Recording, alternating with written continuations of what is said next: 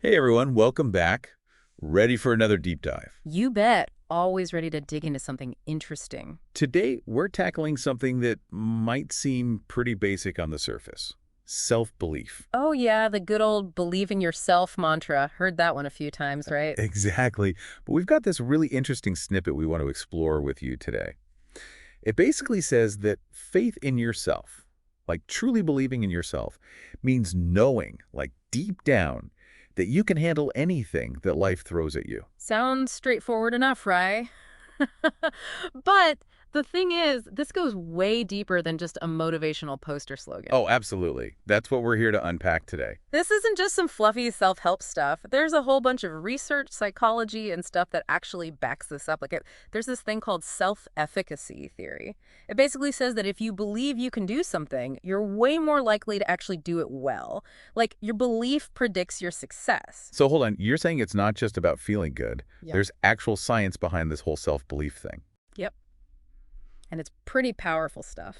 That's super interesting. So how does this self-efficacy thing actually play out in, real life? Can you give us an example? Okay, so picture this. You're trying to learn something new, like coding. It's tough, right? Coding? Yeah, definitely not my forte. Right. So someone with high self-efficacy, they'd approach this with what's called a growth mindset. They believe that they can get better with effort. They don't just throw in the towel at the first sign of trouble. Exactly. They see challenges as opportunities to learn. Now, on the other hand, someone with low self-efficacy might give up pretty quickly. They might think, ugh, I'm just not a coding person. It's not for me. And that belief or lack of belief actually ends up holding them back. Yeah, it becomes like a self-fulfilling prophecy. So it's almost like our beliefs actually create our reality. Mm-hmm. That's pretty mind-blowing when you think about it. But let's be real for a second. We've all been there, right? We've all had those moments where that little voice in our head pops up and says, you can't do this.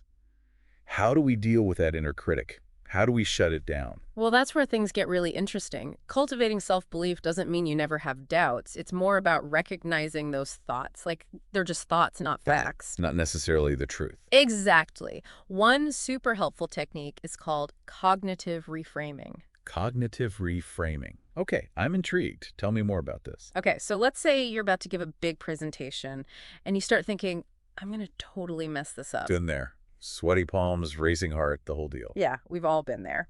So with cognitive reframing, you challenge that negative thought. You replace it with something like, okay, I've prepped for this, I know my stuff, and even if I stumble a bit, it's just a chance to learn and do better next time. It's like flipping the script in your head. Instead of focusing on the fear, you focus on the opportunity. Exactly. And that can make a world of difference. This is so helpful. Are there any other practical tips or strategies people can use to, pump up their self-belief? Tons.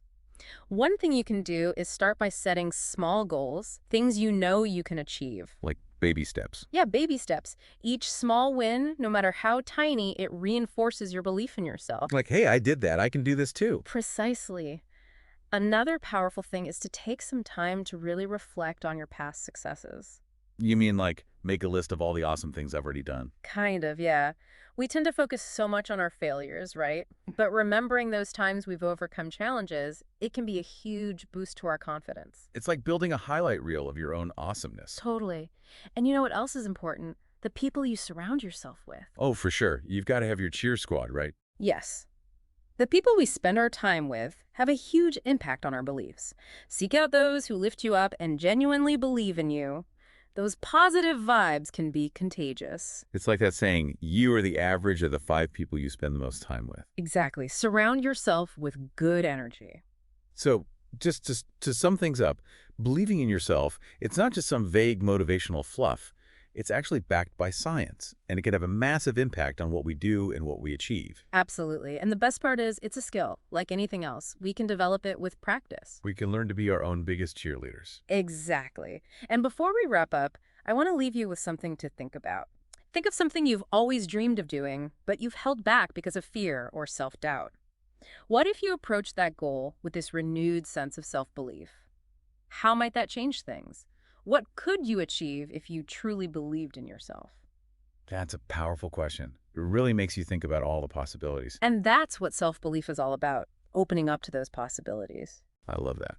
Well, folks, that's our deep dive for today. Remember, you all have the potential to do amazing things. It all starts with believing in yourself. Thanks for joining us. Until next time.